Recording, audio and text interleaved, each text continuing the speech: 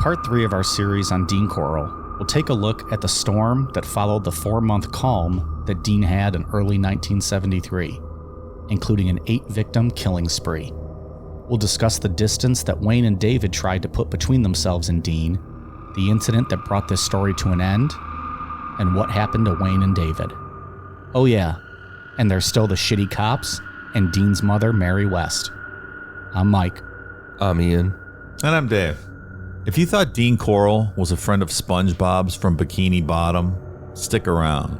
Because unlike a coral reef, this coral deserves to be an endangered species. This is Necronomipod. Who? Mama. Who's this? It's Wayne. Yes, this is Mama, baby. Mama? Yes? I killed Dean. Wayne?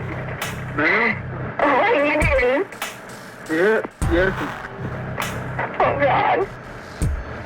Where are you? It's alright. It's alright. It's alright. Where are you? I'm out of his warehouse. Where? Out of that warehouse he keeps. Can I come out there? Yes. It's on the hind part. You can't. No, you can't come.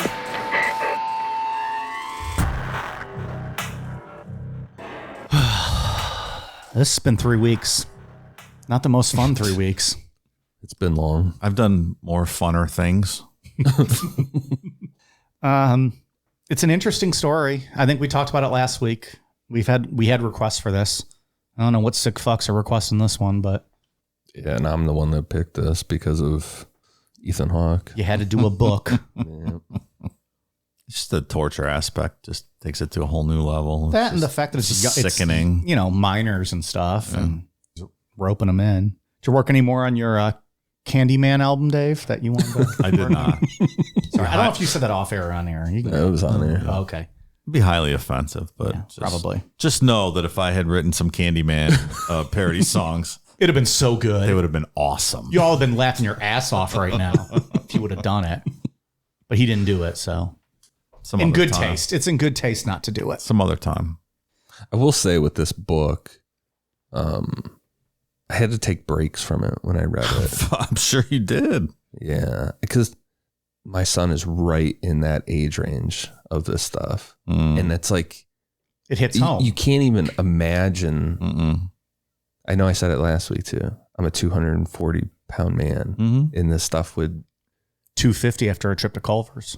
Yeah, I'm on my way there. I'm closer to 250 than that. Like getting killed is one thing, but when you throw in just extended, prolonged torture like that, it's unimaginable. Sure. Just and the type of torture is so bad. Yeah.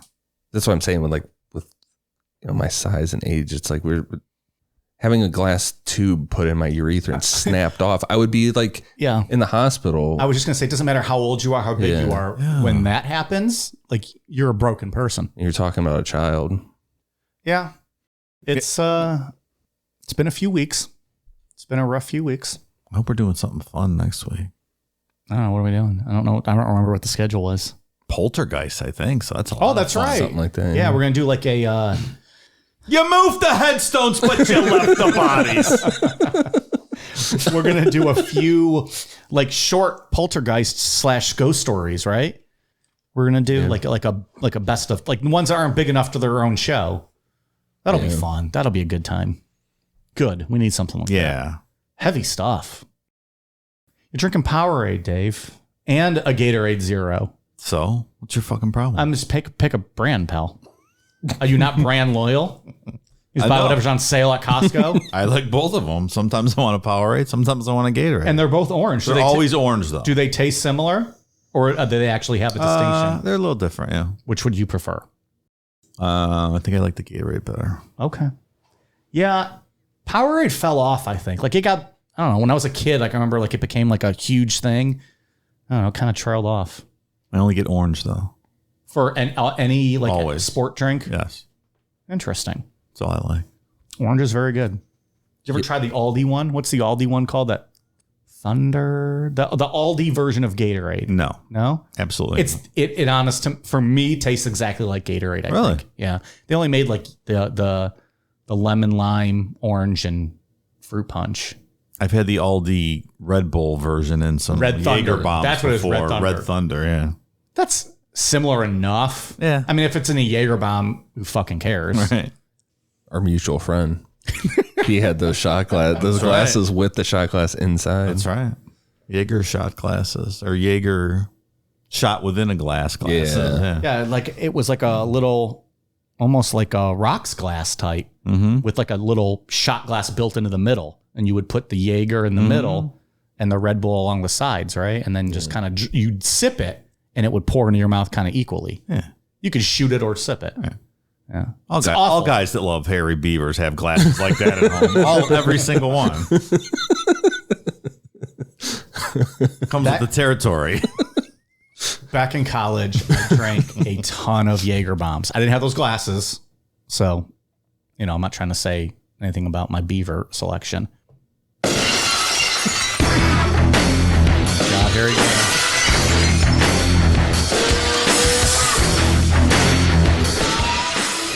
Beef hasn't been in the studio very often lately. I'm glad he's back, though. Yeah, it's been a while. What's up, Good Beef? to see you. Good to see you, Beef. He's opening up a beer over there, fucking just hanging out, I guess. I think Declan's going to blow him later. So it's a deal, I would I hope made so. with his appearance today. Part of the job description. Declan does very little work. Typical millennial. So I drank a ton of Jaeger bombs in college, and would make big mixed drinks out of them, sip them. Well, I don't know why. I always just shoot them. Well, it's much better that way. Yeah. I don't know why we did it that way. It is what it is. I don't know. Stupid, but I can't even stomach that shit. no. Now anymore. it's that's what the whole point was. Now, just the thought of it, Yeah. I start getting that taste in my mouth, and I'm like, I'm I gonna used to puke. drink it all the time. I'm gonna throw up. Yeah, those are like my downfall. Anytime Jaeger bombs get involved, it's like that's That's it for you. yeah, those are like fireball type. See you tomorrow, nights. Ian. Yeah, it's like I'm gonna be time traveling till to tomorrow. Well, I did sit there that one night and watch you do 8 shots of Fireball. They were mini shots, but shots nonetheless of Fireball, and you just crushed them like it was nothing. And I was like, oh man, this guy means business. Oh yeah, I just went right down the line. You literally did. Nice. I tried to get you to do it with me. No, that was smart. And I said no. First of all, I hate Fireball. Yeah, it's not good. Second of all, I'm not horrible. doing that. No, don't like that. That's what I said.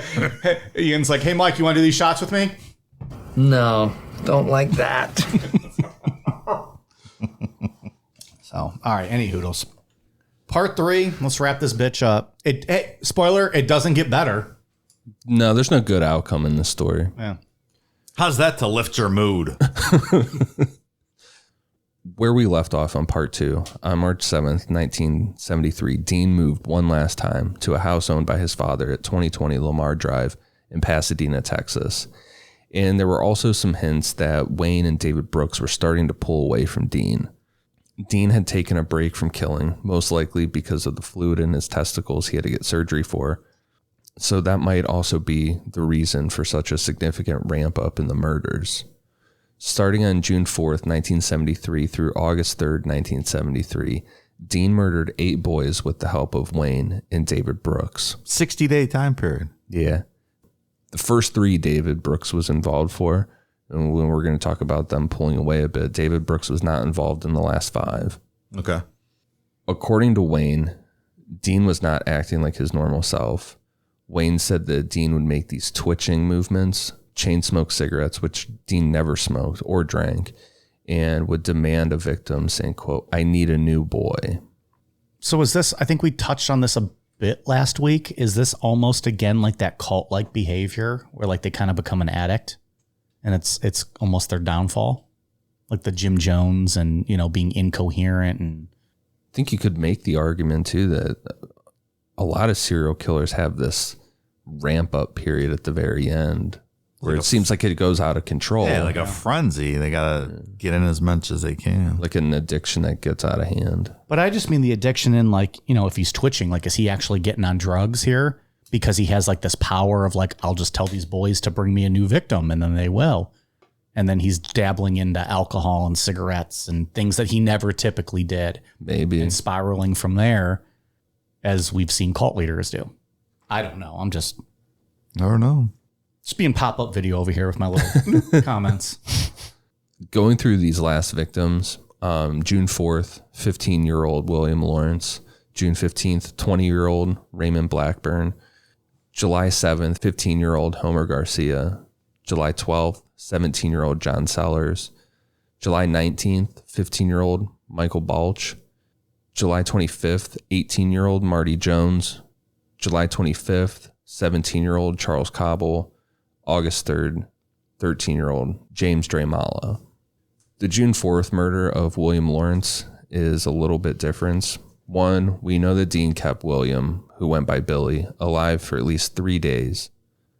I can't imagine the hell that this kid went through for 3 days. But we also have a letter that Billy was forced to write to his dad. Remember, we said that Dean forced these kids to write letters home so that no one would look for them. Of course, because the cops were like, oh, we got a letter. Case closed. This one read, quote, Dear Daddy, I have decided to go to Austin because I have a good job offer. I'm sorry that I decided to leave, but I had to go. P.S. I will be back in late August. Hope you understand, but I had to go. Daddy, I hope you know I love you. Your son, Billy. 15. and there's some other ones that get brought up in The Man with the Candy. There's one where the parents realized that something was off. The kid said that he got a job loading and unloading trucks across Texas and that he would be home in the following year. And the dad was a trucker. And when he got home, his wife showed it to him, like, our kid, he took off, but he says he's got a job. And says, like, that doesn't make sense. Yeah. No one hires a unloader and a loader. You pull the truck in and there's someone there to unload it and there's someone to load it. Like, he's like, so this is obvious bullshit. Took it to the police and they told him to get lost. Yeah. But there were a lot of parents that got these letters. They're like, that doesn't sound right. Oh, just thinking about the kid as he's making them write these letters. Yeah. It's gut-wrenching. Like we talked about last week, during Dean's break, Wayne tried to distance himself by joining the Navy, but he was turned away for dropping out of school.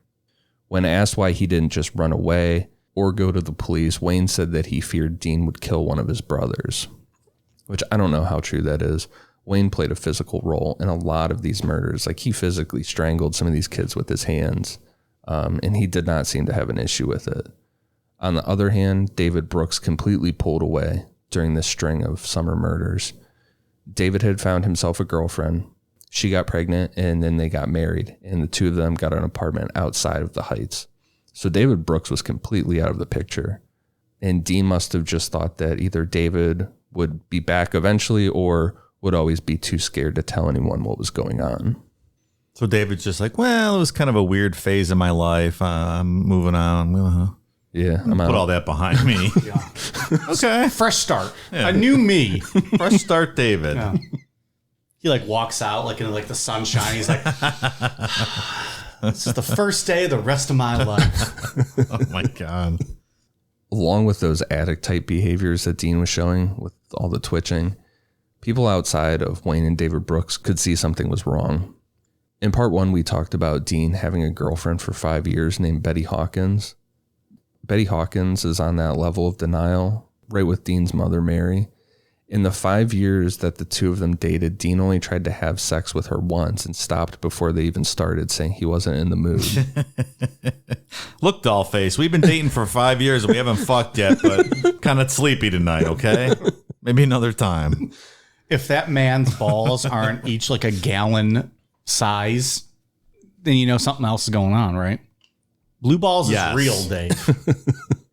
When the two of them went on dates, Dean would usually show up with a group of boys or David, Brooks, and Wayne. Betty said that she never found it weird. She just thought it was sweet, and Dean was so nice to all these boys. Betty herself was a divorced single mother of 2 boys, so she thought Dean was just the perfect guy. He must have had a hell of a personality, right? That's what, like, didn't we talk about in part 1? Was he like a charismatic guy? He wasn't really. He was just the guy that gave candy out and was nice to all the boys. Yeah. Nice to all the kids, specifically boys. Worked for her, I guess. Good for you, Betty. And she stuck around for a while defending Dean. So who was she banging on the side for 5 years? She had to have been, right? You can't sit there with your head in the sand for that long. Yeah. Yeah, I don't know. I'm not sure we're going to find out. Is Betty still around? Can we get Unless she was doing what girls typically do when they're single and just like rub their lips until they orgasm. Right? You know what they do? Probably, I'd imagine. Anyways. But it would be weird, though, after a while, right? Like you're trying to go on a date with someone and they're always rolling in with all these kids. Yeah. I feel like a normal person would be like, all right, can we get some alone time? Yeah. Oh, hi, David. Hi, Wayne. Yeah, right. They go to the drive-in. I guess there's a table for 4 tonight. You go to a drive-in, like you're getting ready to like kiss him or like, give him the old, sucky suck. They pop up in the back. She's like, hey, what's going on? We can get some popcorn? What movie we seeing tonight? She just like rolls her eyes. Coral reservation for 8. Coral for 8. Seinfeld 4. Regarding Dean's behavior, Betty said that Dean was on his way out of Texas. At the end of August 1973, Dean was planning to move to Colorado to live with his mother, Mary. Betty said that Dean had picked up drinking whiskey, which Dean never drank, and she said that he was, quote, a man with something on his mind. Betty wanted to go with Dean to Colorado, but he told her the timing wasn't right. Once he got out there and got everything settled, he would let her know when to come. Also, very interesting detail about this is that, according to Betty Hawkins, Dean said, whatever you do, don't tell David Brooks where I went when I go to Colorado. Not sure if that's maybe Betty making something up after the fact of all the news coming out, with what happened here. I don't know, but according to her. Wonder what that was about. Yeah. I thought he was trying to cut ties and maybe he was planning on taking Wayne with him and that would just leave David as, I don't know, the eyewitness, the one that could put him away. I assume he would kill David before if he was planning that, though. Yeah. Or is it, your arrogance so big at this point that you're just like, nah, I have nothing to worry about. Yeah, that kid will never say anything. Just don't tell him where I'm at. I'm done with him. Just move on. Yeah. If David's already distancing himself, then you go your way, I'm going to go my way. And that's it. Yeah, David was doing the new world, new me thing. So He was having a family. Good. It's good. Come on. Put all that behind them. People at the electric company where Dean worked noticed a change as well. One of his coworkers asked Dean why he was moving back to Colorado, and Dean yelled, quote, I can't talk about it. I'll handle it. And the coworker recalled, when he was being interviewed by Jack Olson, recalled thinking like, all right, man, I was just asking you a question, just trying to be friendly. Small talk, dickhead. I don't give a fuck what you're doing. Like he screamed that and then stormed out of the room. On the night of August 7th, 1973, Wayne invited 19-year-old Timothy Curley to go over to Dean's for a party. According to Wayne, Timothy was not supposed to be a victim, but the two of them got to Dean's, where they huffed paint and drank beers until about midnight. At that point, they left Dean's and drove back to the Heights, where Timothy parked his car right outside Wayne's house. I wonder how that decision is made. Like, who makes the cut? Like, you just get to party tonight, but we're not going to kill you. Yeah, I don't know. And, there was a story that in David Brooks's confession that he told about one that was more on the older side, like 17, 18, was a friend of David Brooks. And David Brooks got kind of feeling guilty that this kid was going to be a victim. So he's like, hey, man, let's get out of here and head back. Yeah. And this kid was like, nah, man, I'm partying. I'm drinking and stuff. I'm not going anywhere. And Brooks was like, but we should really go, man. He's like, nah, man, I want to stay here and drink. Yeah. So I'm going to assume he did not make it. I know he was a victim. No, he was a victim.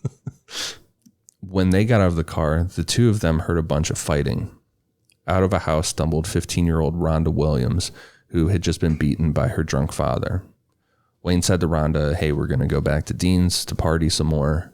Instead of running away, which Rhonda said that's what what she was doing. She was on her way out of Texas. So instead of running away, just come with us. Rhonda accepted, and the three of them headed back to Dean's. Fun fact, guaranteed not a coincidence, Rhonda Williams was the girlfriend of Frank Aguirre, who was the first victim that Wayne brought to Dean. Wayne also had a big crush on Rhonda, so it's a lot of speculation that Frank was brought there on purpose.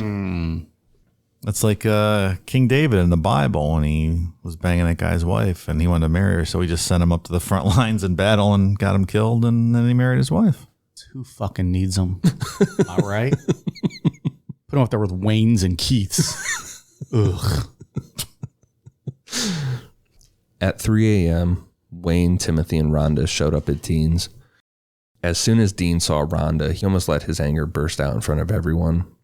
But he pulled Wayne into another room and yelled at him, quote, "You weren't supposed to bring a goddamn girl. You've ruined everything." Wayne told Dean that Rhonda was running away, and he was really sorry that he brought her with him.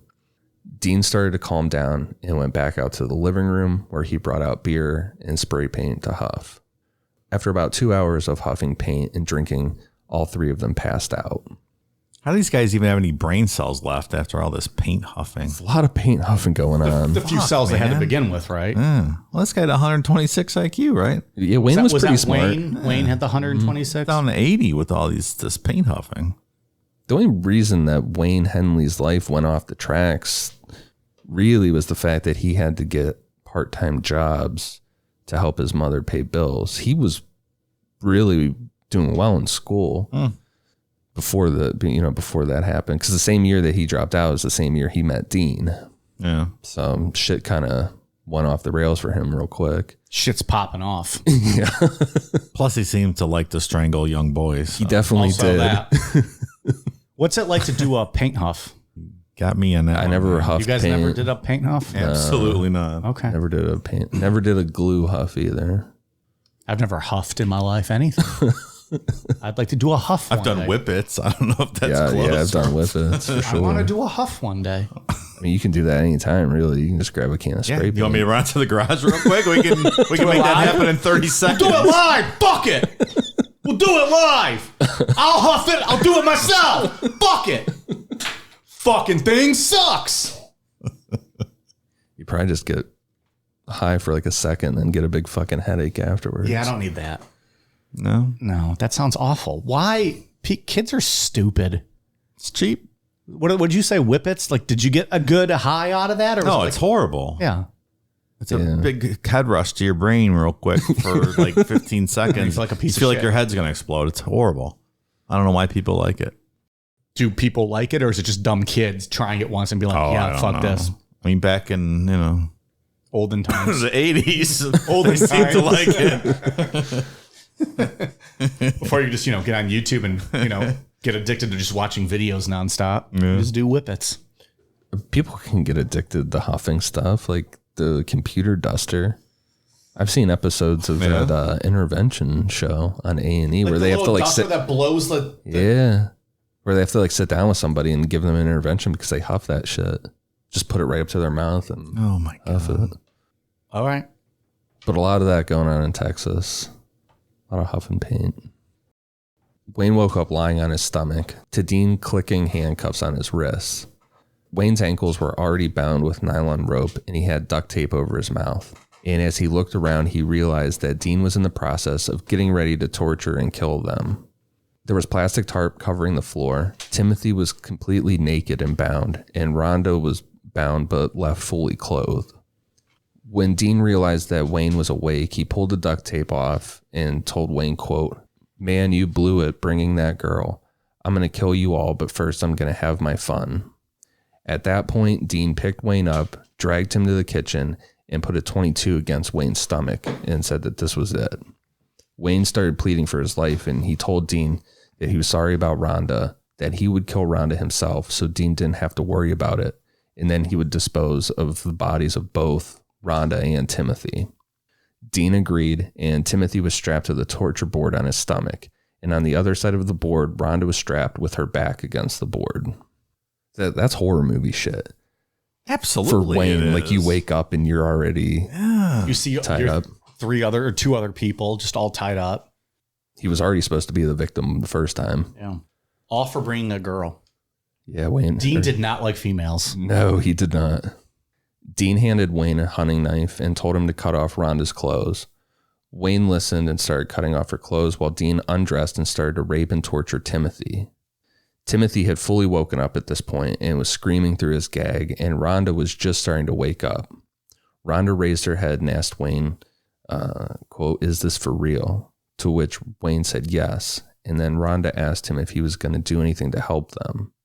Wayne then asked Dean if he could take Rhonda into another room, but Dean ignored him and kept torturing Timothy. Wayne grabbed the .22 that Dean had put into his stomach off the bed and pointed it at Dean and said, quote, "You've gone far enough, Dean. I can't go on any longer. I can't have you kill all my friends." 6 or 7 or 8 of them was fine. This is a bridge too far. Hey, pal, you've crossed the line. Dean walked toward Wayne and said, "What are you going to do? Kill me?" Wayne took a couple steps back, and as Dean said, "You won't really do it. Go ahead and shoot." Wayne pulled the trigger, and either Dean has a really thick skull or this .22 was just garbage, because Wayne shot him in the forehead and the bullet didn't fully penetrate Dean's head. We've had a couple different stories where 22 headshots, if I believe, didn't kill people. Screen Door Intruder, I believe, shot someone in the head with a .22. Yeah. They survived. So like the bullet's just sticking half in his head? That's the way it's described. Like it didn't fully go in. Crazy. Oh, man. So Wayne shot 2 more times, hitting Dean in the left shoulder. At that point, Dean turned to run away, but Wayne shot him 3 more times in the back. Dean made it into the hallway outside the room, hit against one of the walls, and slid down it, dying on the floor naked with his face up against the wall. You be posting that on Instagram? The picture's out there. Yeah. Is it really? Oh, yeah. At 8:24 a.m., Wayne called the police and said, quote, "Y'all better come here right now. I just killed a man." Wayne, Rhonda, and Timothy sat on the front porch waiting for the police, where Wayne said to Timothy, quote, "If you wasn't my friend, I could have gotten $200 for you." Which Timothy's like, "The fuck, man?" Jeez, what does that even mean? Like, Right? What do you want me to say? fuck Thank you? Yeah. Timothy grabs a gun and puts one in Wayne's head. Yeah. Yeah. And then calls the police and said, "I just killed the man. Get down here quicker." About 30 minutes later, the police showed up, and Wayne said that he was the one that shot and killed Dean. Wayne was read his rights, and when the officer was done, Wayne replied, quote, "I don't care who knows about it. I have to get it off my chest." Wayne could have probably gotten away with this whole thing. Based on the Houston Police Department's record, they probably would have just taken Wayne's word for it. So he just killed this guy that was trying to attack them. Yeah, we were victims. Yeah, Wayne could have walked away from this easy. I think. Absolutely.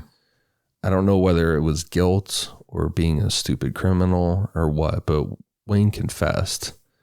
But he did the same shit that Dean did at first. Wayne told them he and David Brooks were luring boys to Dean, but Dean was just selling them into a sex ring based out of Dallas, Texas. Which, again, it's like, that's not any better. Like, that's not that shouldn't be the excuse.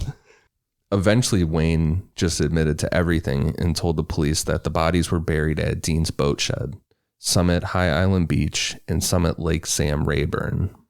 When David Brooks' father heard the news about Dean being killed and links to all these disappearing kids, David's father took him to the police and said, "If you know anything, you need to tell the police so those families can find their sons." And David confessed to everything, but he was adamant that he never participated in any of the murders. He lured the boys to Dean, and he was in the room when murders happened, but he never physically killed someone. Wayne said the same, that David never physically participated in any of the murders. With the confessions, the search for bodies began. However, the Houston Police Department weren't going to be the ones searching. Well, why would they? Gotta get to the bar. Yeah. You don't expect them to get their, hands dirty on this. Instead, they got people in jail serving time for things like DUIs or possession of weed to do the digging. They said, "Hey, you're going to come out here and dig, and we'll take some time off your sentences." This is fucking ridiculous on so many Can you levels. believe that shit? It's nuts. And there's pictures of it. I put it in my Insta story a couple weeks ago. It really is crazy. It's the 70s, but it's not the Stone Ages. Like there's forensics. There's crime labs at that time and stuff. Yeah. Procedures on how to. Investigate a crime scene. Yeah. It's the most ridiculous contaminating of a crime scene. John Wayne Gacy got caught 5 years later in 1978, but not too much had really changed regarding forensics in that amount of time. The Chicago Police Department had a meticulous operation set up to get bodies out of Gacy's crawl space. And Gacy killed more kids, provable kids, than Dean Corll did. Yeah. But Houston police just like, fuck it, here's some basic shovels. Hey, you know what? Chicago PD, kudos. Well done. Yeah, they had a whole operation going there for a little while. Good Yeah. for them. I'm sure they also probably, I don't remember the story as well as I should, per usual, but I'm sure they didn't ignore tips as much either. Or, simply running a license plate. No, there was none of that really Things going of on the there. such. Yeah. It's a good point, Mike. Yeah, so they just gave these guys that were serving time for DUIs, things like that, basic shovels and some bandanas to put over their face for the smell and just get in there and start digging. You can see the pictures of this shed online. It's probably about as big as this room. It's a steel shed and it's Texas heat digging in there. And you're not even a fucking cop. You're forced to dig because you're an inmate. It's like a bad chain gang sort of situation, Yeah, you're just like breaking rocks, Yeah. But a really fucked up one that you shouldn't be Yeah. a part of at all. Yeah, I would say no. I'll don't shorten my sentence. I'll stay in here and not have to do that slave labor and suffer in that heat. Was it a voluntary, possibly, when you offer to shave off their sentence? That's what I mean. Like if they offer to shave it off, I just Yeah. thought maybe you could be like, no, get fucked. I'll go sit in the hole for 24 hours. Yeah, or was it compulsory? Like they're like, get out there, motherfuckers. It was, That's what quote, you're doing. volunteer. Yeah, exactly. Yeah, I think it's a quote unquote volunteer. With a nightstick in the back of your leg. Right. You're not Andy Dufresne drinking beers on top of a roof after, Now a word from our sponsor, BetterHelp. Life can be overwhelming, and many people are burned out without even knowing it. Symptoms can include lack of motivation, irritability, fatigue, and more. We associate burnout with work, but that's not the only cause. Any of our roles in life can lead us to feel burned out, and BetterHelp Online Therapy wants to remind you to prioritize yourself. Talking with someone can help you figure out what's causing stress in your life. When I get burned out, my stress level skyrockets. This usually causes me to have crippling anxiety, which then prevents me from getting anything done. I often have to take time to stop, remind myself to breathe, and just relax. Talking with someone about how you're feeling can also help you out, more than you probably realize. Your mental health should be taken seriously. Nothing can cripple your day or stunt your motivation more than feeling depressed, anxious, or sad. We all have a lot to deal with in our daily lives, be it the struggles of work, keeping food on your table, or even paying the bills. Your mental health is one area that you shouldn't have to worry about. So whether life currently has you down, you're feeling unfulfilled, we're all experiencing our own form of strain in our mental health. And for that, BetterHelp is here for us. BetterHelp is customized online therapy that offers video, phone, and even live chat sessions with your therapist. So you don't have to see anyone on camera if you don't want to.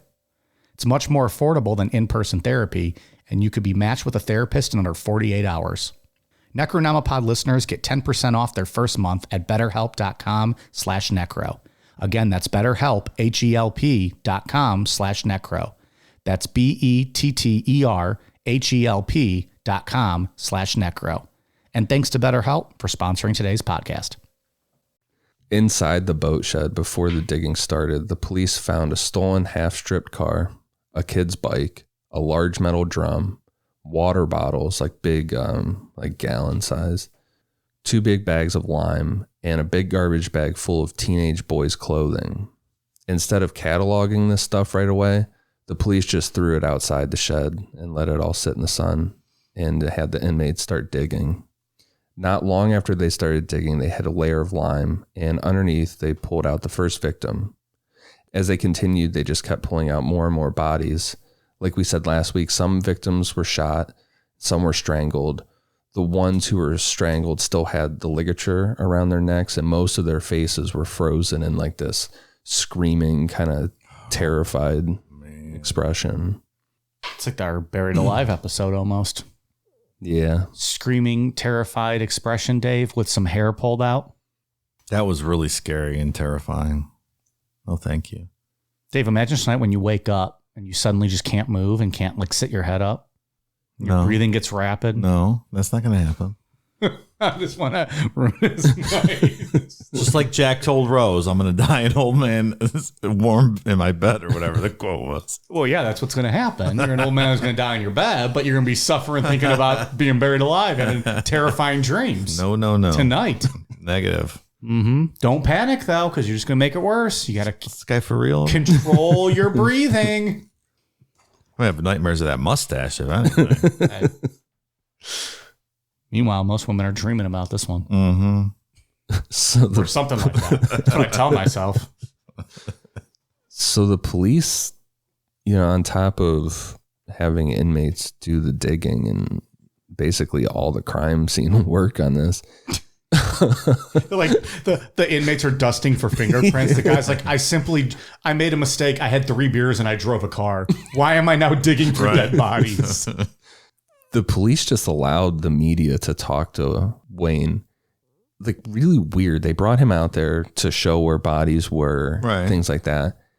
And they just He was just standing He there? was just standing there in handcuffs, and the media was talking to him. Wayne's joking around with the officers and stuff. It's like a lot of these guys, when we talk about like Bundy with defending himself, it's like, this is my time to shine now. That's exactly what Wayne did here. Is there video of any of the TV interviews? It's some audio. Is there? Mm-hmm. You can hear him talk to his mom on the phone pretty early on, like, because there were reporters there that first night. Like, from the get-go, they allowed the media way too close to this. I don't know why. Sounds like it. Yeah.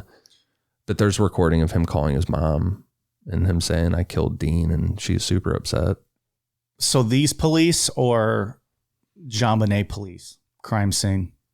This You police were going to die, department and one of the departments had to investigate your death. Which one you picking?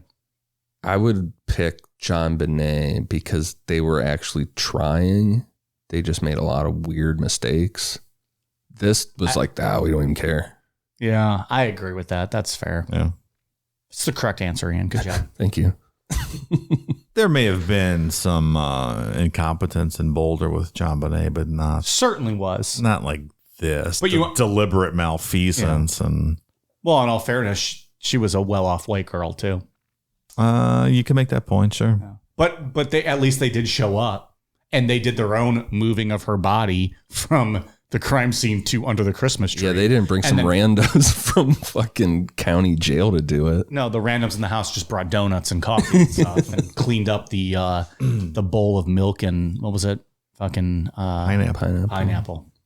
And then covered it with a Colorado Avalanche blanket or a sweatshirt. I digress. Okay, we started. And the conditions were terrible. The way that Jack Olson describes it is like, after a while, because this is a boat shed and there was some water nearby, like it got muddy and there's just all these bodies running together and it smells terrible. I just can't imagine forcing an inmate to be in there and doing that. No. That's illegal, right? I mean, you can't do that. Not in Texas, apparently. Well, yeah. But No holds barred down there. I think we got to that in part 1. They have their own, country down there. And it's not like we're talking about prison inmates. We're talking local jail inmates who got busted with a DUIs joint and a joint. Right. Yeah. this is going down like to the that's drunk crazy. tank and grabbing people. Yes. Like, now you're going to dig up some dead bodies today. Yeah. In a what you said, like the steel or the metal shed. It's going to be 150 degrees inside that thing. Yeah, there's tons of pictures from that day because, like we said, they let the media get super close. It looks hot as fuck, and everybody looks miserable. But it's crazy. The police are just all standing around, like just looking at all these guys digging. Have you ever seen a picture of Texas that didn't just look hot as fuck? Every photo just looks hot as fuck. It's good as it is. I know. So by August 13th, police had unearthed 17 boys from the boat shed and bodies from the beach areas, making the total 28 victims, which made it the highest total victim number of a serial killer at that time in the U.S. Coincidentally, on the same day, the record for victims was broken. All searching for further victims stopped, even though Wayne was adamant that there were at least 2 more bodies in the boat shed. And there were a total of 42 boys who went missing from the area between 1970 and 1973, which we know is the confirmed time frame of Dean Corll's murders. Police just didn't want to do anymore? I think there's a solid hunch that Jack Olson puts forward in his book that Chief Short was just like, now we're not going any further with this. We already broke a record. I'm done. We're not going to make us look any worse than this. It just kept piling up and piling up to like, well, what are these cops doing the past 3 years? Yeah. All right. Because he ended up resigning shortly after all this, because this brought in worldwide media. Oh, I'm sure, yeah. Yeah. So he ended up resigning, but still, you had another 14 families looking for possible closure, and you're like, we're done. Yeah, right. It's not fair to them. Wayne was very accurate with his description. So I would say there's a really good chance that there were at least 2 more bodies in that boat shed, and they just said, fuck it. Are they still there? Did this get bulldozed over? What's the final outcome? Those 2 bodies, no, they have never been found. Wayne Henley was convicted and is serving his life sentence at the Mark W. Michael Unit in Anderson County, Texas. He was eligible for parole starting in 1980, but all of those requests have been denied. He's up for parole again in October of 2025, but I think it's safe to say he's not going anywhere. He was convicted of murder in all of those bodies, or That's what I was going to say. If he's eligible for parole in 7 years, where maybe those weren't murder convictions. What was he? So Wayne was charged with 6 counts of murder. He was handed down a life sentence, but there were some appeals that went on, which got him eligible for parole. David Brooks was convicted and was serving a life sentence at the Terrell Unit in Rochelle, Texas. David caught COVID and as a result died in the hospital on May 28th, 2020. He was only charged with 1 of the murders. Okay. That was of William Lawrence, who went by Billy Lawrence with that note that we read. Yeah. He was convicted of murder with malice. Okay. Except the pretty quick parole there for Wayne. Yeah, they like to shut them down and just like kind of destroy their hope, right? Like, oh, we'll give you a chance for parole. Not.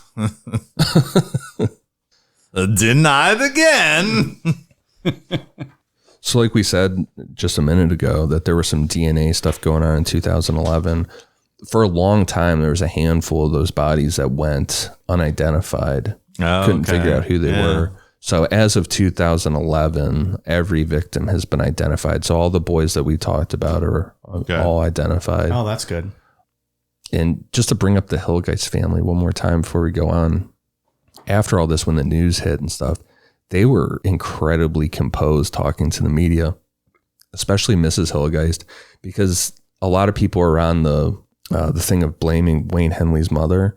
Like, how did you know your boy wasn't, how did you know that your boy was up to this kind of stuff? And Mrs. Hillgeist said that she had no ill will toward Wayne Henley's mother, that now that David Hillgeist, her son, was put to rest, Wayne Henley's mother has the bigger cross to bear now on her back. Wow. That Wayne is alive and is going to be in prison for the rest of his life. And I feel like maybe after, all that time, there's a part of you that's just relieved that you have that closure. Yeah. And that you did everything you could as a parent. Oh. And now you can say your goodbye, come to peace with it and move on. You don't have to think about what happened anymore or where is he? Right. Is he still alive? Mm-hmm. I don't know. I mean, we've never been in that situation. We can't speak to that. That's just me speculating, I guess. I don't know if admire is the right word, but people I admire people that can be so composed and something like that. I feel like I would have a very bad temper in that type of a situation and say some stupid shit that maybe I didn't mean or should have said a different way. That would have been Absolutely. me when the Hill guys were first going through it. Yeah. I probably would have been arrested for doing some stupid shit. But I almost just feel like after all this time, and at this point, maybe you just came to peace and you're just like, I'm happy this is over. Like, now this is somebody else's problem. I know what happened to my child, and I'm ready to move on. Almost like a weight is off your shoulders. Yeah. Kind of. Maybe. I don't know.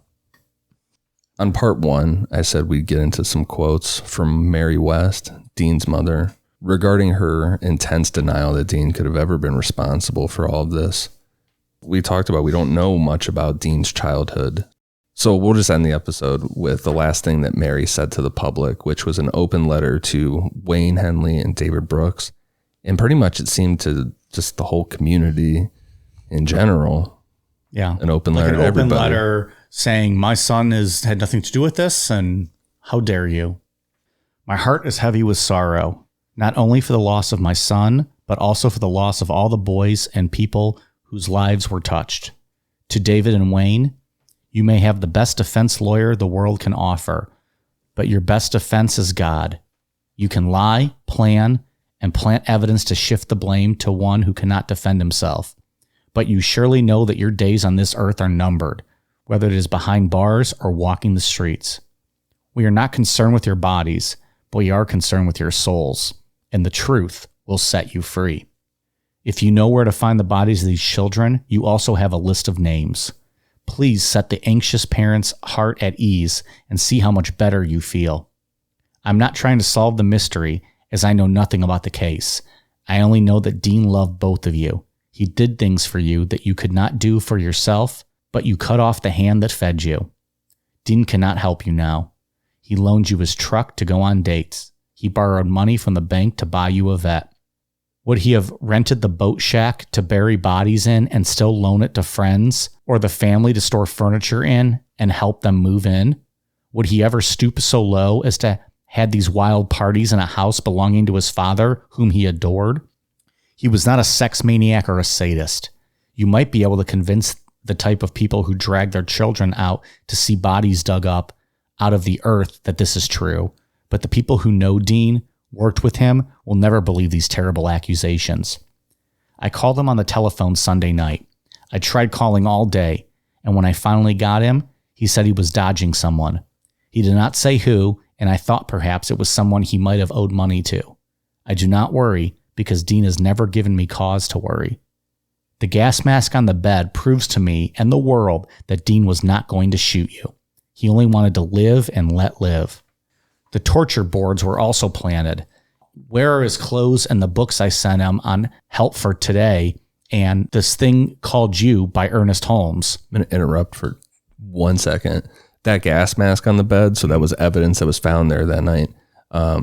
They were using it to smoke weed out of. So I don't know why that like proves anything to her about the wild party. Like she said that wild parties weren't happening. So I don't know why she's even bringing this up. She's delusional. Yeah, I don't know why she's bringing up the gas mask, but that's why the gas mask was there that night. Parents, pray for your children, and children, write your parents. What a wonderful world this could be if we all turned to God for guidance. The police department could solve all their problems if they too really and truly ask God for help.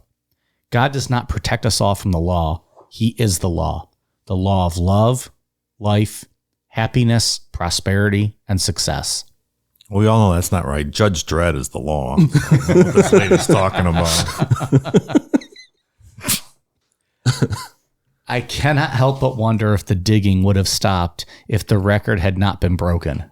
If the schools and society got off the sex kick and the school teachers only concentrated on the 3 R's, and parents and society taught their children that they are old enough to leave their earthly father, they should depend on their heavenly Father for guidance. This world, in my opinion, would be a better place to live. Now that the digging is stopped, let's keep searching for souls with prayer and letters to the press. I'm sure the press will cooperate because they too could use a bit of God's help. Father God, you are my life. You are all life. You make the darkness turn to light and turn swords into plowshares. You can lead nations out of trouble and have your all-seeing eye on the sparrow. There is no big and no little in your vast spiritual system. When you are for us, who can be against us?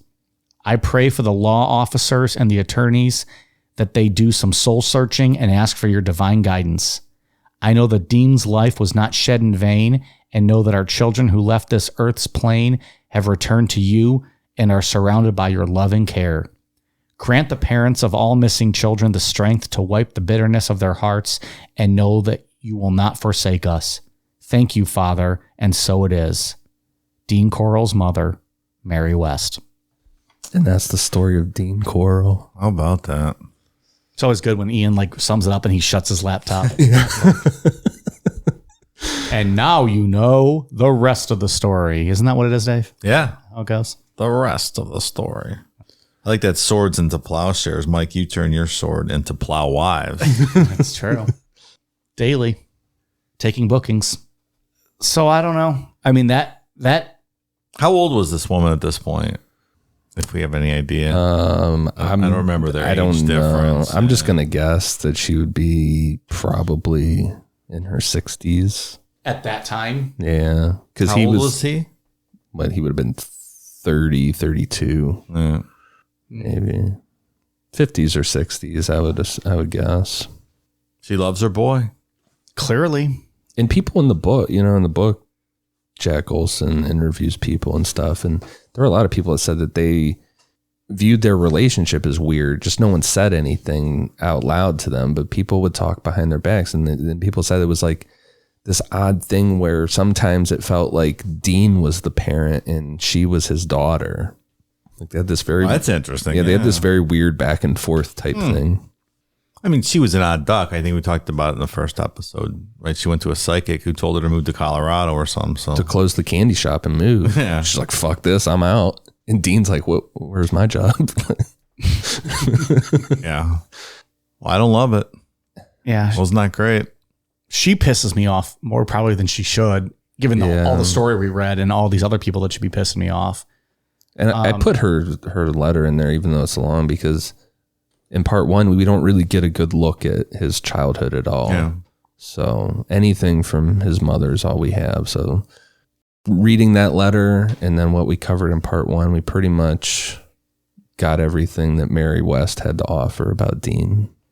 So she's a bit of a kook, probably. So maybe there was some stuff in his childhood. What we know from her is fucking weird, with the flying squirrels around his neck and stuff that she thought was cool. That's right. Every normal people would be like, why is that kid walking around with dead squirrels all over him? Yeah, that's very bizarre. Yeah. I still can't get that picture out of my head. Yeah. Just giant ass flying squirrels. And so Declan did a good thing for once. He did a good intern. And some people sent us some articles, actually, that just last week, I think, an article popped up out of Lake Texas. Yeah. Is this the date? It says published 1 day ago. Is that accurate? By the time this episode comes out, it'll be like a week ago. Yeah. So, yeah, and this is completely breaking kayfabe. Like, I'm just reading this for the first time when we took a break here. I have not seen this article. So, actually, Wayne is being considered for compassionate release by a parole board. Usually, according to this article from Houston, that's reserved for someone that has a terminal illness or something along those lines. Let you go die at home. Yeah. Stanton Dramala, who we said his son was killed, was one of the last ones killed on that big stretch. He's the only parent alive of any of those boys. Wow. Oh, wow. He's the only surviving one. So he's fighting that and saying, I don't give a fuck. If he's got a terminal illness, he needs to die behind bars. Agree. Yeah, I'm with him. Yeah. Fuck that. Since when's Texas forgiving like that? Yeah, also. Like, why are they being so nice about that? But it didn't even say what terminal illness he might have. No, it didn't even say that for sure. Just the news article just said that that's usually what those are reserved for. Yeah. Interesting. I'm coming out against that happening. Yes. My personal opinion. I think we're 3 for 3 on that one. And I know I might have come off sounding like I was sympathetic towards David Brooks. David Brooks is exactly where he belongs. He could have turned away at any time. This wasn't like You mean dead from COVID? Like you brought up the cult thing. And I think there's an aspect of that, you know, where Dean had a hold over him, but didn't have a hold over him like that. Like this wasn't this long-term thing where he was under Dean's control for years or something like that. He was just too scared, I think, to tell anybody what happened. And okay, but you kept bringing people to him. Yeah. You were know, an active participant. Yeah. So do I feel bad about his life, how he was brought up? Sure. But he's exactly where he belongs. Agree. Yeah, I don't feel much sympathy for him and getting what he got in the end and, you know, being sentenced to life. Both of them.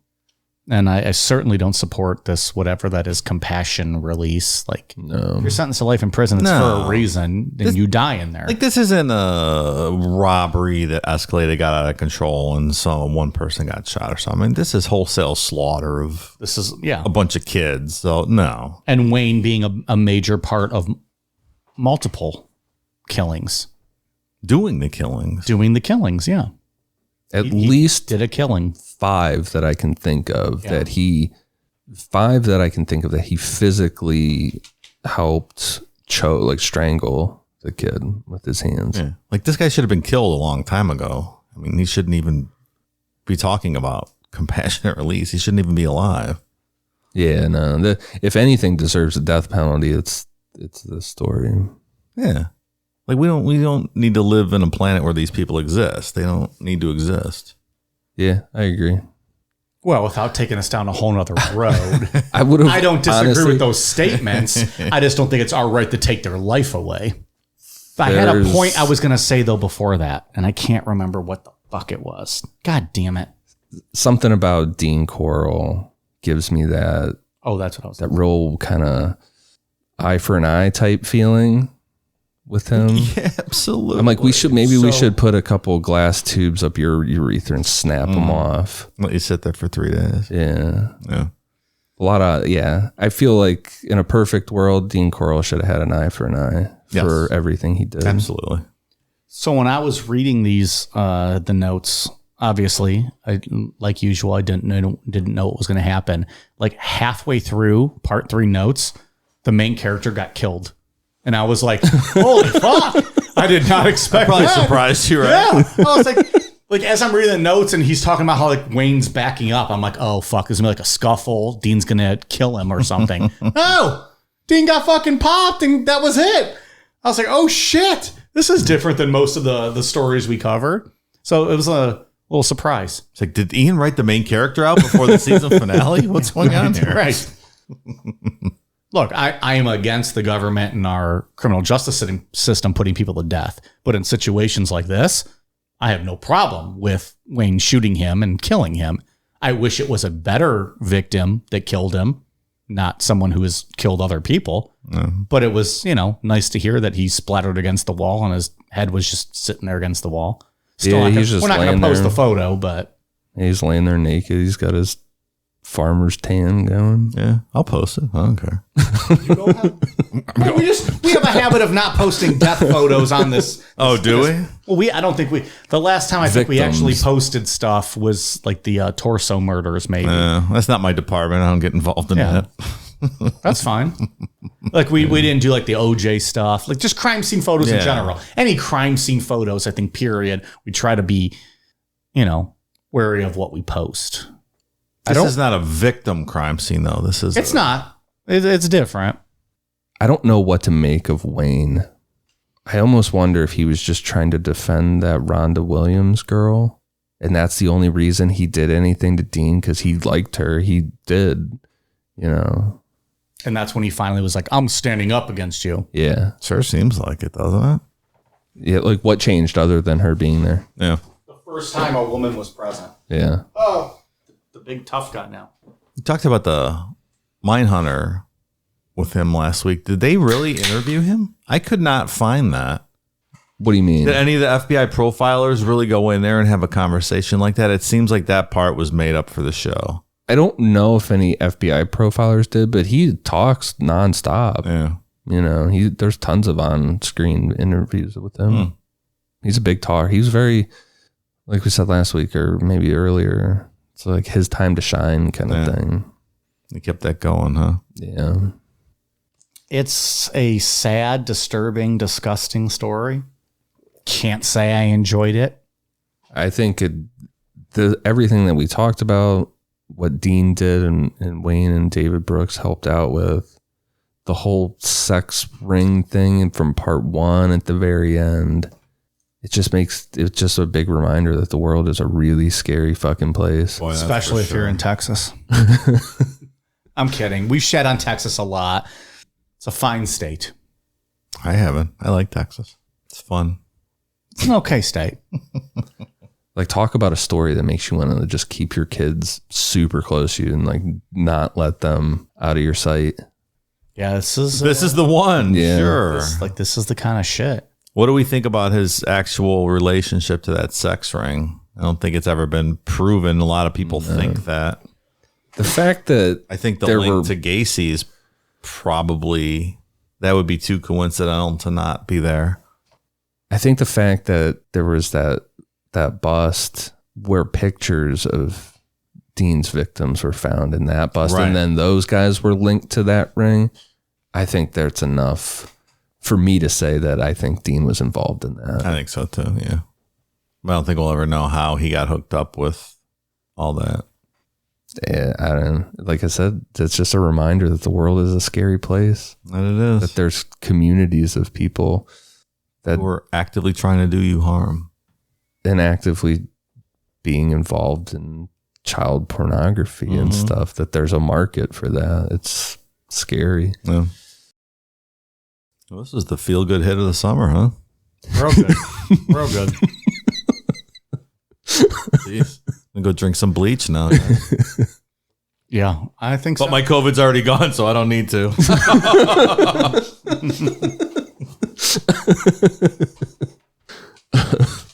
Any other final thoughts before we wrap this up? Nah, I'm going to go home and smoke some weed and watch wrestling. There you go. Something fun. Listen to some Art Bell maybe before bed. Yeah, I do that nightly now. I finished the Antichrist one. Any good Antichrist? I think I talked about it a couple weeks ago. I got one call that I think we might be able to use. And it's only like a minute long. Wasn't great. A lot of tomfoolery. You don't say with the Antichrist. But I have like 5 other episodes downloaded that I'm going to go back and listen to. And this is for Halloween? I'm preparing. Okay. Yeah, for our Ghost to Ghost tribute. All right. Because we're not going to, I think we've covered all the Ghost to Ghost episodes.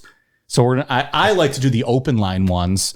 Okay. Because that's when you get like the ridiculous callers, as opposed to like when he's interviewing someone, those are a little longer, probably not the best. Again, this will probably be on Patreon this year. Last year we did a Sunday show because it was on a Sunday, Halloween. But anyways, yeah. So even when I'm just listening to Art Bell throughout the year, I'll keep track if I hear a good call, just to like, hey, maybe remember this one in October. Yeah. So that Antichrist one, it was a fun show, but one good call that we can maybe use. Anyways. Good stuff. All right, we got some patron shout outs. Thank you very much to Cecilia Rask, McKenna Scheller, Michael Horton, Jordan Brenneman, Kevin Murray, Elizabeth Moffett, Mike's Old Fling, Jack N. Makakov. That's not Dave's. Rob T, Tori Jarrett, Paula R, Kayla Toole, Ivana Eat My Own Ass. That's Dave's. Stacy W, Lord Bristow, Dave's autographed copy of the Bible, Megan Holly, Wilma Dicklift. Wilma Dickfit. Dave, you're the Ivana Eat My Own Ass, right? Yeah, but I kind of, I did Ivana E and then to my own ass. That's true. I read it more, The middle name wasn't Eat. The middle name was E. Ivana E to my own ass. I think it's Megan Holly, not Megan. See, with these Megans and Megans, you don't know. Is that a thing, Megan? Megan's a name, yeah. It is? Oh, yeah. Oh, I think That was Megan. Conrad's wife is Megan Flair. Megan? Ric Flair's daughter is Megan. Oh. Isn't there? Who's Megan Anderson? Is that a UFC fighter? Oh yeah, Megan Anderson, but she's from Australia, so she exists. But yeah, Megan's a name. Okay. Well, Megan, I apologize if that's your name. It could be Megan. There's so many fucking ways to spell these names though, Yeah. because I think Megan Anderson, the UFC fighter, is spelled like Megan, but it's pronounced It's Megan. very confusing Yeah. times. Anyways, Megan or Megan Holly. Okay. Wilma Dickfit, Chelsea A Cut Goddess Quinn, Josh Cunningham, Jennifer Hubbard, Jay Kumba, Roscoe Skur, Mike Clitoris. Thank you all very much. We are at patreon.com/Necronomipod. Ian. I have nothing. No iTunes reviews tonight. Goddamn, people, step the fuck up. The hell's going on out there? Lame. Ian's bored over here. He's got nothing to talk about. Dave, what do you got? I got one for Henwood 14 from Australia and OK What's Up from Canada. Thank you for the very kind reviews. The International Corner. Love the international people. Who doesn't? All right. Hope you guys enjoyed the series. It was thorough information, not necessarily entertaining, but Hopefully it was entertaining to some degree. All right, you guys ready for a cool down beer? Cheers.